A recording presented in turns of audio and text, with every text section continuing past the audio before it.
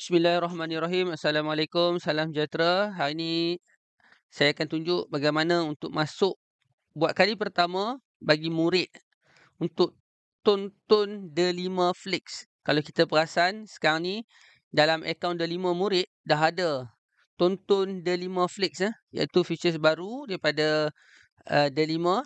Dia seakan-akan Netflix yang mana kita boleh layari video-video pendidikan yang berkualiti yang dihasilkan oleh para guru di Malaysia.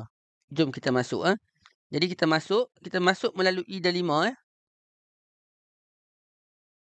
Okey, kita pilih kategori dulu murid. Dan pilih log masuk. Okey, log masuk dengan akaun Delima. Baik.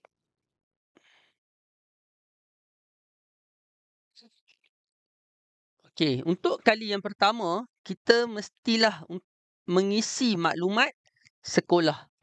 Dan apabila kita type nama sekolah, dia ambil masa yang sedikit lama lah. Okey, dah ada dah.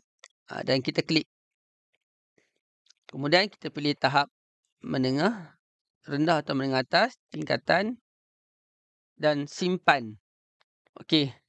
Inilah paparan bagi Delima Flix. Dan kita boleh pergi contohnya untuk sekolah menengah. Kita klik saja. Okey, kita boleh tengok ada beberapa video. Dan kita boleh search lah. Contoh. Okey, kalau tengok tingkatan 3 ni. Kita search tingkatan 3. Maka kita boleh tengok lah. Contoh sini sains tingkatan 3. Kita klik. Okey, dia dah ada playlist untuk sains tingkatan 3.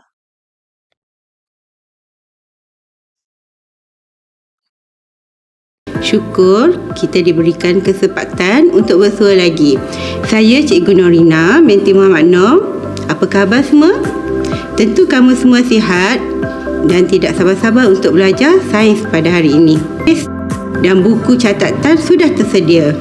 Jangan lupa buku teks juga ya. Okey. Kita boleh tengoklah. Ada dah. Jadi kita boleh search tengok. Mungkin tak lengkap lagi. Tapi dah pun boleh masuk. Untuk menjadi rujukan kepada murid-murid. Untuk melihat. Ataupun mengulang kaji. Menggunakan video-video yang ada dalam Delima Flix ini. Okey, contoh kalau kita nak masukkan dalam kegemaran kita. Kita search dulu. Video yang kita nak. Contoh sini saya search tingkatan 3.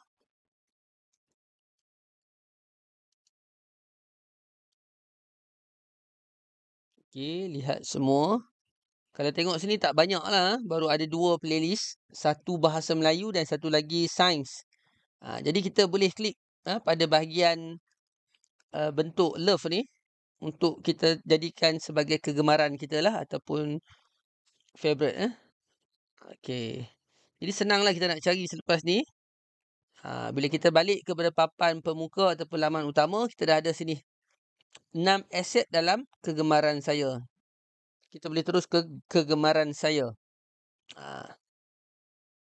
Jadi kita dah dapat dah. Ada 7. Ada video. Dan juga koleksi utama kita ada. Yang tadi, bahasa Melayu tadi. Boleh kongsikan dengan murid-murid di sekolah masing-masing.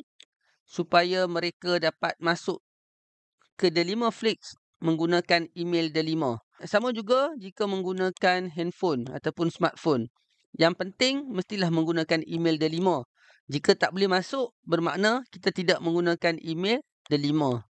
Baik, selamat mencuba. Sekian. Assalamualaikum warahmatullahi wabarakatuh. Bye-bye.